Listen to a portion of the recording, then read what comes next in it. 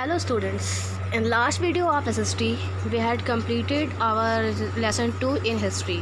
In history we have completed lesson 1 and lesson 2, and in geography we have completed lesson 1 only. So today we will study about lesson 2 in geography. Okay, so let's start today's chapter and topic. Today's lesson 2 geography, the chapter name is globe, latitudes and longitudes. देखिए यहाँ पे है कि आपने पिछले chapter में globe के बारे में पढ़ा था, अर्थ के बारे में पढ़ा था, सब कुछ के बारे में पढ़ा था। तो आपको पता है जो अर्थ का जो शेप होता है उसका शेप स्फीयर नहीं होता है, और it is slightly flattened at the north and south poles. यहाँ से क्या होता है, फ्लैट जैसा होता है, ठीक है। And balls in the middle, balls मतलब क्या होता है, जैसे कि गोल गोल देख रहे हैं, गोल जैसा, बॉल जैसा होता है। तो फिर जैसे अगर आप देखिए, आप पृथ्वी को अगर एक मेज़र करना चाहते हैं, अगर पृथ्वी को देखना चाहते हैं कि पृथ्वी कैसे दिखती है, तो आप ग्लोब को देख के इसको समझ सकते हैं। जो ग्लोब होता है ये छोटा बड़ा हर एक साइज़ का हो सकता है, छोटा भी हो सकता है, बड़ा भी हो सकता है। इतना बड़ा कि आप उसे ईज़िली कहीं कैरी नहीं कर सकते, और इतना छोटा कि उसको पॉकेट में भी रख सकते हैं।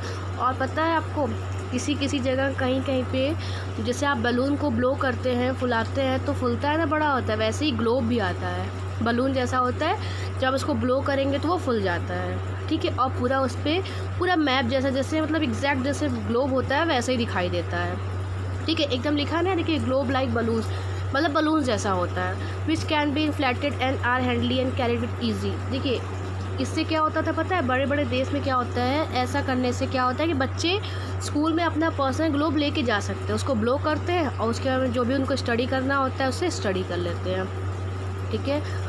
आगे देखिए, it is difficult to describe the location of a point on a sphere like the earth. तो स्फीयर लाइक जो अर्थ है, इस पर किसी जगह को लोकेट करना बहुत मुश्किल हो जाता है।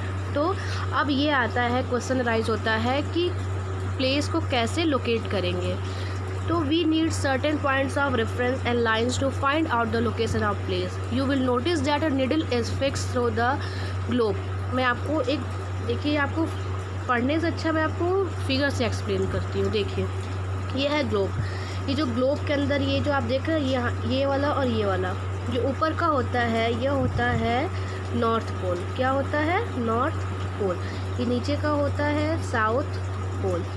और देखिए ये जो पिन आप देख रहे हैं, ये ग्लोब के अंदर जो गई रहती है, जिससे ग्लोब मूव करता है वेस्ट टू ईस्ट में, इसे बोलते हैं, इसको एक्सिस बोलते हैं। क्या बोलते हैं, इसको एक्सिस बोलते हैं। ये जो निडल होता है, या पिन कह लीजिए, निडल होता है, ठीक है। तो इसके जो ये पॉइंट होता है इसको एक्सिस कहते हैं, ठीक है।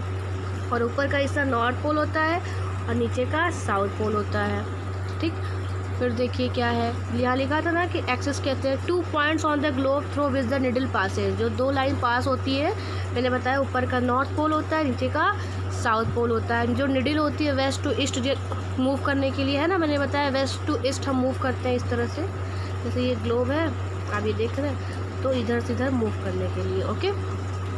आगे देखिए क्या है, और है इस पर कि it moves around its axis which is imagery line. इस पर इमेजरी लाइन बनी होती है। And imagery line running on the globe divides it into two equal part. उसके बाद एक जो इमेजरी लाइन बनी होती है वो अर्थ को दो इक्वल पार्ट्स में डिवाइड करता है। इसे क्या बोलते हैं, इक्वेटर बोलते हैं, ठीक है। जो northern half of the earth is known as the northern hemisphere and the southern half of the known as the southern hemisphere. देखिए मैं बताती हूँ कैसे, ग्लोब से बताती हूँ। ये है ग्लोब। जब ग्लोब के बीच में यहाँ पे जो इमेजरी लाइन बनी होती है, रेखा होती है, इसे बोलते हैं इक्वेटर। क्या बोलते हैं, इक्वेटर बोलते हैं, ठीक है। ये जो इक्वेटर होता है यह अर्थ को टू पार्ट्स में डिवाइड करता है। जैसे मैंने बताया नॉर्थ पोल और साउथ पोल। तो जो ऊपर के हिस्से में रहता है उसे बोलते हैं नॉर्दर्न हेमिस्फीयर, मतलब नॉर्दर्न, इसको आप लोग बोलते हैं नॉर्दर्न हेमिस्फीयर। और जो नीचे का साउथ पोल की तरफ होता है इसे बोलते हैं सदर्न हेमिस्फीयर, ठीक। आगे देखिए,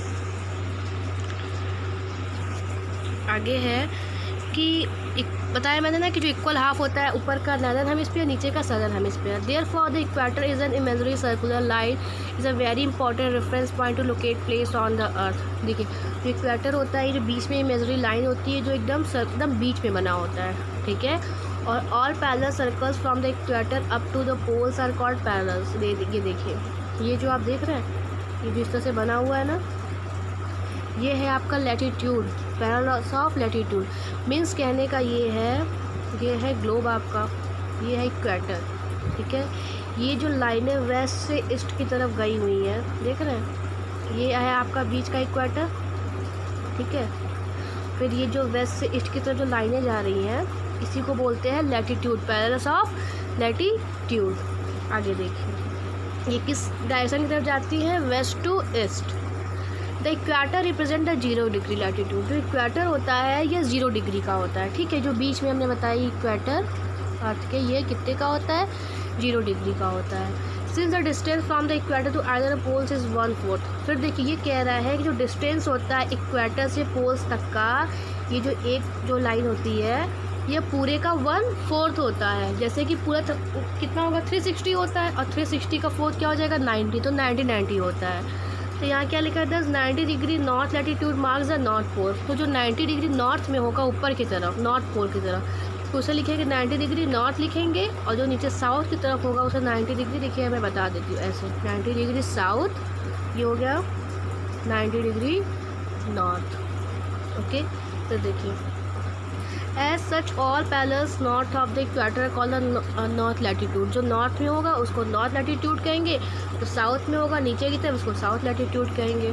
अब देखिए the value of the each latitude is therefore followed by the either the word north और साउथ, यानी this is indicate by the letter N और एस। तो जो भी हम नॉर्थ या साउथ लिखते हैं, नॉर्थ को एन से और साउथ को एस से। जैसे कि एग्जाम्पल देखते हैं, एक चंद्रापुर है महाराष्ट्र इंडिया में, और एक ये क्या लिखा है, बेलो हॉरिजॉन्टे इन ब्राज़ील में है। जो दोनों का पैरेलल है, मतलब दोनों 20 डिग्री लैटिट्यूड पे हैं। देखिए सुनिए मैं क्या कहती हूँ, 20 डिग्री लैटिट्यूड पे कहने का मतलब ये हुआ कि जो 20 डिग्री पे है ना, तो जो नॉर्थ में है, लेकिन लैटिट्यूड दोनों का 20 ही है, लेकिन डिफरेंस क्या है कि एक जो होगा वो नॉर्थ में होगा और जो एक होगा वो साउथ में होगा। ये ग्लोब है, ये इक्वेटर है, तो एक क्या होगा यहाँ 20 डिग्री नॉर्थ में होगा, ये जो होगा वो 20 डिग्री साउथ में होगा, ठीक है। फिर देखिए but the former is 20 degree north of the equator and the latter is 20 south of it, where Chandrapur is situated at the 20 degree north. ये देखिए चंद्रपुर जो है वो यहाँ पे है, नॉर्थ में चंद्रपुर है, और ये जो आपका ये बेलो है ये नीचे है साउथ में, ठीक है। आगे देखिए आगे है इम्पॉर्टेंट पैरेलल्स ऑफ लैटिट्यूड। ये बहुत इंपॉर्टेंट है, और ये जो फिगर दिया हुआ है इसे आपको अपनी कॉपी में, नोटबुक में भी ड्रॉ करना है, ज्योग्राफी की कॉपी में। आपको बता दूँ कि ज्योग्राफी की जो आपकी नोटबुक बनेगी वह साइंस की नोटबुक जैसी बनेगी, इंटरलीफ कॉपी बनेगी। जैसे आप साइंस की कॉपी बनाते हैं वैसे ही आपकी ज्योग्राफी की नोटबुक भी बनेगी, ओके। और आपकी हिस्ट्री की नोटबुक भी वैसी बनेगी, और आपके सिविक्स की नोटबुक भी साइंस की जैसे ही बनेगी, ओके। और आपको ये चैप्टर 2 में ये डायग्राम आपको बनाना है, तो देखिए, और इसको आपको लर्न भी करना है। मैं आपको अभी इजी तरीका बताऊंगी इसको लर्न कैसे किया जाता है। देखिए पहले फिगर से समझते हैं। ये है अर्थ का फिगर, इंपॉर्टेंट लैटिट्यूड्स और हीट जोन्स हैं। मैं अभी आपको हीट जोन ने पहले, अभी मैं आपको इंपॉर्टेंट लैटिट्यूड्स बताती हूँ। सबसे पहले मैंने बताया था कि अर्थ को जो 2 इक्वल पार्ट में डिवाइड करता है उसे बोलते हैं हम इक्वेटर, 0 डिग्री, ठीक है, और इक्वेटर। फिर मैंने बताया कि ऊपर का जो होता है हिस्सा वो नॉर्थ पोल होता है, और नीचे साउथ पोल होता है। आपको पता है जब मैप में भी आप कोई भी चीज़ फील करते हैं, भरते हैं, तो मैप का जो ऊपर का डायरेक्शन होता है वो नॉर्थ ही दिखाता है। सेम ऐसे ही ग्लोब में भी होता है। तो इसको हम जो ये इंपॉर्टेंट लैटिट्यूड्स होते हैं वो कौन कौन से होते हैं एक बार देख लेते हैं। वो जो होते हैं यहाँ से देखिए, फर्स्ट है ट्रॉपिक ऑफ कैंसर, सेकेंड है ट्रॉपिक ऑफ कैप्रिकॉर्न, थर्ड है आर्कटिक सर्कल, एंड फोर्थ है एंटार्क्टिक सर्कल। अब देखिए ये जो है आपका लर्न कैसे करेंगे आप इसको। सबसे ऊपर आप नॉर्थ पोल होता है, नीचे साउथ पोल होता है, आपको पता है। फिर ये हिस्सा यहाँ का फ्रिजिड जोन होता है नॉर्थ का, और ये यहाँ का फ्रिजिड जोन होता है, दोनों में सेम है। उसके बाद आता है आपका आर्कटिक सर्कल। ये देखिए अब इसको लर्न कैसे करेंगे। आर्कटिक की स्पेलिंग छोटी होती है, तो हमेशा आर्कटिक ऊपर की तरफ होगा, पहले छोटी स्पेलिंग होगी और बाद में बड़ी स्पेलिंग अंटार्कटिक होगी, ठीक है। फिर ये देखिए टेम्परेट जोन दोनों में है, तो ऑब्वियसली अगर वो नॉर्थ में है तो नॉर्थ टेम्परेट जोन हो जाएगा, और साउथ में रहेगा तो साउथ का टेम्परेट जोन हो जाएगा। फिर आता है ट्रॉपिक ऑफ कैंसर, सेम यही ऐसे ही करेंगे। जैसे कि आर्कटिक की स्पेलिंग छोटी थी, हमने उसको पहले लिया, यहाँ पे कैंसर की स्पेलिंग छोटी है, हमने इसको पहले रखा। फिर आता है कैप्रिकॉर्न, इसकी स्पेलिंग लंबी है, बड़ी है, तो उसको बाद में रखा गया। बीच में ये आपका आया टॉरिड जोन, इक्वेटर के बीच में ये पूरा आपका टॉरिड जोन है, जहाँ पे पूरे अर्थ पे सबसे ज़्यादा गर्मी पड़ती है। मैं बताऊँगी रीज़न कि क्यों पड़ती है। फिर देखिए यहाँ है साउथ टेम्परेट जोन, इक्वेटर के बारे में आपको बता दिया गया। ये सबकी डिग्री यहाँ लिखी हुई है, देखिए आर्कटिक सर्कल है 66.5 north degree, Tropic of Cancer है 23.5 नॉर्थ डिग्री, इक्वेटर 0 बताया था, ट्रॉपिक ऑफ कैप्रिकॉर्न 23.5 साउथ है, अंटार्कटिक सर्कल कितना है 66.5 साउथ है। इसे आपको लर्न करना पड़ेगा और एग्ज़ाम में आपके जब ये आएगा तो आपको ये फिगर बनाना पड़ेगा और सारे जो भी डिग्री दी हुई है उस डिग्री को भी लिखना होगा। आइए आगे देखते हैं। अब हम लोग पढ़ेंगे हीट जोन ऑफ द अर्थ। ये देखिए मैं एक फिगर लिया हुआ है कि torch light falling on a straight surface is bright and covers a smaller area. देखिए जो टॉर्च की जो लाइट होती है वो स्ट्रेट सरफेस में जाती है, तो चमकदार होती है और स्मॉल एरिया को कवर करती है। हीट जोन क्या होता है, अभी उस फिगर में था हीट जोन, तो हमारे 3 हीट जोन्स हैं, torrid zone, temperate zone and frigid zone. First है यहाँ पे heat zone of the earth. हम लोग टॉरिड जोन के बारे में पढ़ेंगे। The mid day sun exactly overhead at the least once a year on all latitudes in between the tropic of Cancer. जो मिड डे का सन होता है वह साल भर में एक बार एकदम सीधा पड़ता है ट्रॉपिक ऑफ कैंसर और ट्रॉपिक ऑफ कैप्रिकॉर्न के बीच के पार्ट में, ठीक है। तो इस एरिया को क्या करते हैं, इस एरिया को ही टॉरिड जोन कहते हैं। और ऐसा होने की वजह से ये जो एरिया होता है वह सबसे अधिक हीट मिलता है इसको, किसका मिलता है, सन का, ठीक है। तो ये हो गया हीट जोन। हीट जोन का क्या हो गया, फर्स्ट ये टॉरिड जोन, यहाँ सबसे ज़्यादा हीट पड़ती है, मतलब हीट सन की आती है, गर्मी रहती है। नेक्स्ट है mid day sun never shines overhead on any latitude beyond the tropic of Cancer the tropic of Capricorn. जब इनकी बात हम छोड़ते हैं तो the angle of the sun rays goes on decreasing towards the pole. जैसे वो पोल्स के पास पहुंचता है सन रेज तो डिक्रीज़ होने लगता है, सनलाइट वीक होने लगती है, डिक्रीज़ होने लगती है, ठीक है। उसके बाद क्या होता है कि देखिए just such as the areas bounded by the tropic of Cancer and the Arctic Circle in the northern hemisphere. जो नॉर्दर्न हेमिस्फीयर में ट्रॉपिक ऑफ कैंसर और आर्कटिक सर्कल होता है और सदर्न में ट्रॉपिक ऑफ कैप्रिकॉर्न और अंटार्कटिक सर्कल होता है मॉडरेट टेम्परेचर। इसी रीजन की वजह से इनके बीच में जो टेम्परेचर होता है वो मॉडरेट होता है। मॉडरेट टेम्परेचर का अर्थ होता है neither very cold nor very hot, नहीं अधिक गर्मी और नहीं बहुत अधिक ठंडी, ये होता है मॉडरेट। तो इसे क्या बोलते हैं, टेम्परेट जोन बोलते हैं। अब नेक्स्ट आता है फ्रिजिड जोन। जैसा कि नाम से ही क्लियर है, फ्रिजिड मतलब बहुत ठंडा होना। तो areas line between the Arctic circle, आपको पहले से ही पता होगा कि आर्कटिक सर्कल के पास का जो भी एरिया होता है वह बहुत ही ठंड होता है।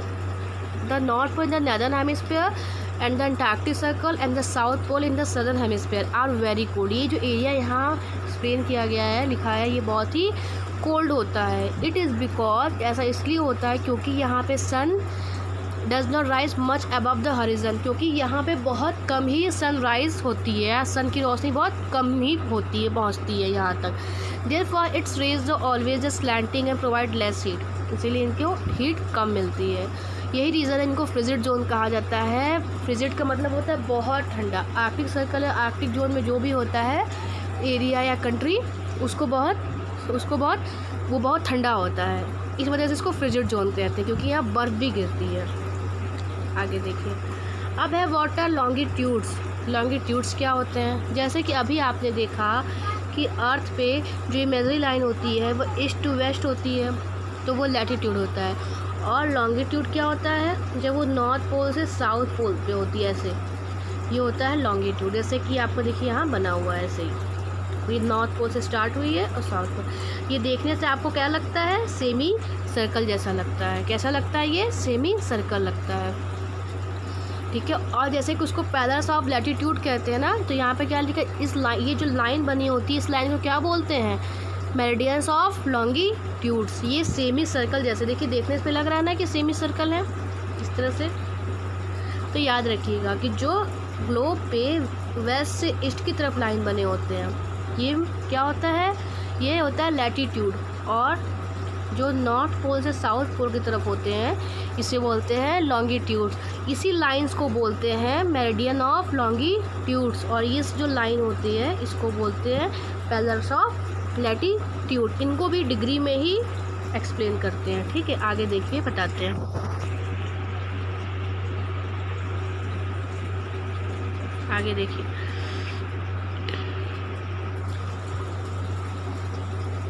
Each degree is further divided 2 minutes and minutes into seconds. जैसे कि हमारे 1 मिनट में 60 सेकेंड होते हैं, और 1 मिनट में जैसे 60 सेकेंड होते हैं, 1 घंटे में 60 मिनट होते हैं, तो वैसे ही इनके लिए भी डिवाइड किया गया है। ठीक है, दे आर सेमी सर्कल्स। मैंने बताया कि सेमी सर्कल्स होते हैं। Between them decrease strictly poleward until it's become zero at the poles. ये देखिए, मैंने दिखाया था ना, जब इस पोल से इस पोल तक जाते हैं तो बीच में तो डिस्टेंस होते हैं, लेकिन किनारे आके फिर ये सटने लगते हैं। देखिए पास हो गए ना यहाँ पे, ऐसे ही। अनलाइक पैरेलल्स ऑफ लैटिट्यूड और meridians are of equal length, इनकी भी लेंथ इक्वल होती है। Thus it was difficult to number the meridians, इसलिए ये डिफ़िकल्ट होता है मेरिडियंस को नंबरिंग करना। Hence, all countries decide that the count should begin from the meridian which pass through Greenwich। लेकिन सभी कंट्री ने डिसाइड किया कि हम इसकी काउंटिंग कहाँ से स्टार्ट करेंगे, ग्रीनविच से स्टार्ट करेंगे, जो कहाँ पे है, ब्रिटिश रॉयल ऑब्जर्वेटरी में है। ब्रिटिश के एक जगह का नाम है ये, तो वहाँ से इसको 0 रखा गया। पहले ये डिसाइड किया गया ना कि हम इसको 0 से काउंट करेंगे, मतलब 0 1 2 3। तो ये था कि 0 कहाँ से काउंट किया जाए, तो 0 ब्रिटिश लंदन ग्रीनविच से काउंट किया गया। ठीक है, आगे देखिए। The prime meridian and 180 meridian divide the earth into 2 equal halves. ये जो होते हैं 180 इधर 180 उधर। ठीक है, 180 इधर जो होते हैं 180 इधर जो होते हैं, ये अर्थ को 2 भाग में डिवाइड करते हैं, eastern hemisphere and the western hemisphere. देखिए मैंने बताया कि इक्वेटर होते हैं, ये नॉर्थ पोल और साउथ पोल डिवाइड करते हैं। ठीक है, उसके बाद ये जब ये आता है आपका लॉन्गिट्यूड्स, तो ये जो बीच के होते हैं ना ऐसे, तो ये 180 इधर होंगे, 180 इधर होते हैं। ये देखिए बीच में क्या होता है, प्राइम मेरिडियन, इसी को 0 माना गया है। ओके, आगे देखिए। Now look at the grid of the parallels और of latitude of and meridians of longitudes on the globe, जो ग्लोब पे दिखा हुआ है ना। और देखिए फिर ये जो आप पार्ट देखो, ये जो स्क्वायर वाला पार्ट बना हुआ है ऐसे जो बन रहा है, इसी को ग्रिड कहते हैं। क्या बोलते हैं इसको, ग्रिड बोलते हैं।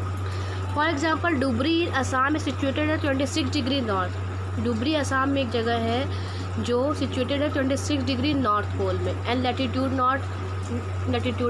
And 90 degree east longitude. Find out the point where these 2 lines cut each other. The point will be the location of Dhubri.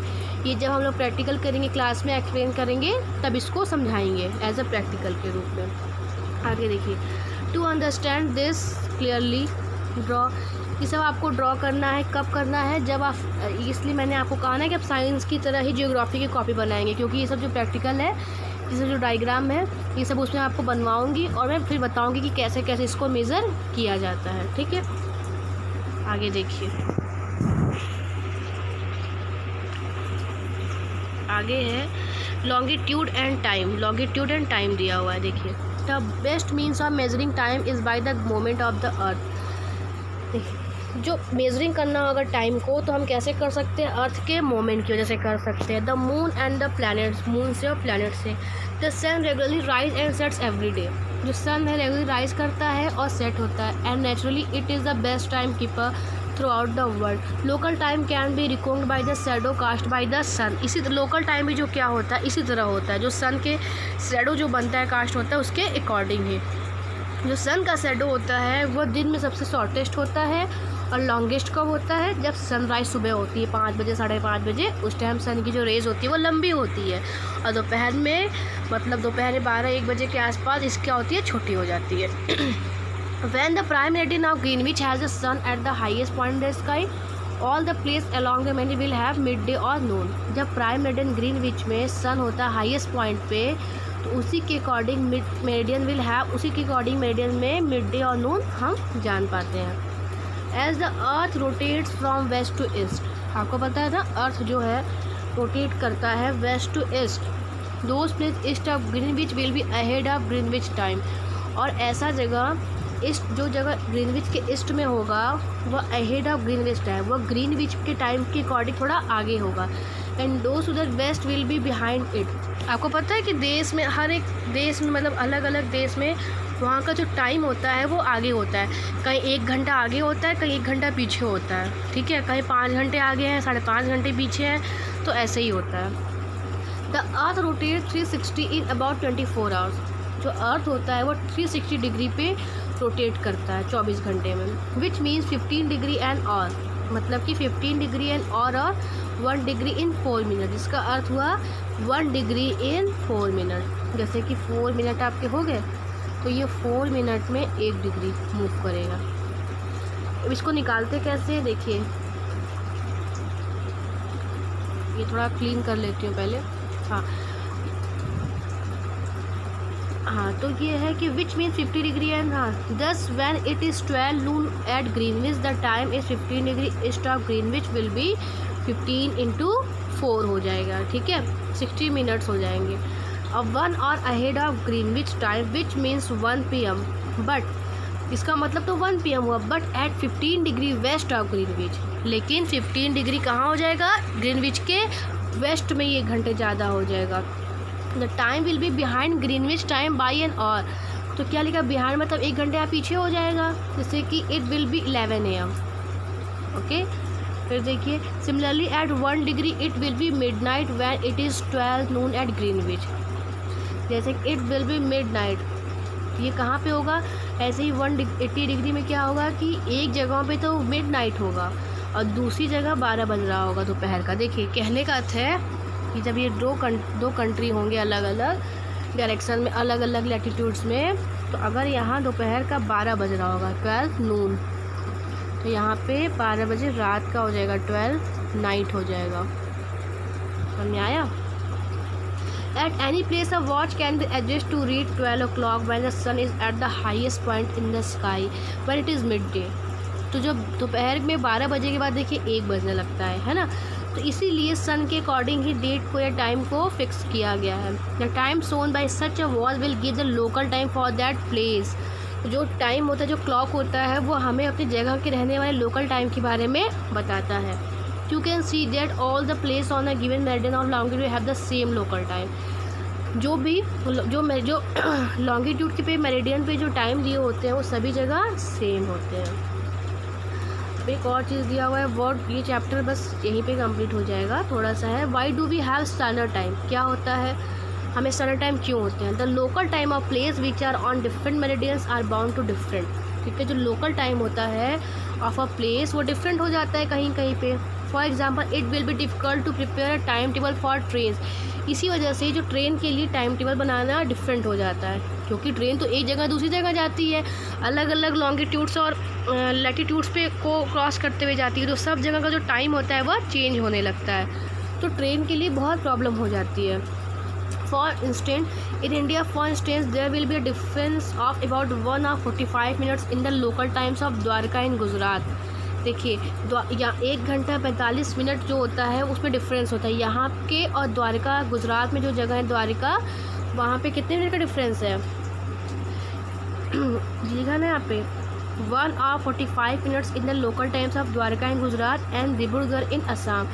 Dwarka जो गुजरात में है वहाँ की जगह पे और असम में जो डिब्रूगढ़ है इनकी जगह पे 1 घंटे 45 मिनट का डिफरेंस है। It is therefore necessary to adopt the local time of some central meridian of a country as a standard time of the country। इसीलिए वहाँ के लोकल टाइम को या सेंट्रल मेरिडियन को अडॉप्ट करना ज़रूरी है, जिससे हमें हर एक जगह के टाइम के बारे में पता चल जाता है। जैसे देखिए, अभी हमें पता है कि ये जो ट्रेन है ये यहाँ पे सुबह 6 बजे निकली है, मान लीजिए गुजरात से 6 बजे निकली है और वो 12 घंटे लेती है पहुँचने में, ठीक। तो यहाँ तो 6 बजे निकली हमारे गुजरात से और असम पहुँचने में 12 घंटे लेती है, मतलब सुबह से शाम 6 हो गया। लेकिन हमें ये याद रखना चाहिए कि 1 घंटे 45 मिनट आगे, तो अगर हमारे यहाँ सुबह 6 बज रहा होगा तो वहाँ असम में 1 घंटे 45 मिनट अधिक मान लीजिए, मतलब कि 7:45 हो रहा होगा। तो वहाँ अगर सुबह हमारे यहाँ सुबह 6 बज रहा, हमारे यहाँ सुबह 6 बज रहा, कहाँ पे, गुजरात में, ठीक है। और जो असम का टाइम होगा डिब्रूगढ़ का वो 1 घंटे 45 मिनट ज़्यादा है, तो वहाँ हो जाएगा 7:45 AM हो रहा होगा सुबह। अब अगर इस अकॉर्डिंग अगर देखें तो ये सुबह 6 से निकली, शाम 6 को पहुंचना चाहिए, लेकिन जो वहाँ का टाइम है असम का वो तो 7:45 हो रहा है उसके अकॉर्डिंग। तो ये जो ट्रेन है वो कितने बजे पहुँचेगी? शाम को 7 बजे नहीं, 6 बजे नहीं, 7:45 पे पहुँचेगी। क्योंकि जब गुजरात में सुबह का 6 बज रहा था तो वहाँ पे असम में 7:45 हो रहा था। तो 1.5 घंटे या 1 घंटे 45 मिनट आगे हो जाएगा। ठीक है। In India the longitudes of 82 degree half east is treated as a standard meridian कहते हैं। The local time at this meridian is taken as a standard time for whole country. इसी टाइम को पूरी दुनिया में, पूरी कंट्री में एक जैसा लिया गया है। इसी को बोलते हैं इंडियन स्टैंडर्ड टाइम, इसको शॉर्ट में बोलते हैं IST। ओके, तो this chapter is completed now and okay, तब तक आप इसको रिवाइज करिए और पढ़िए।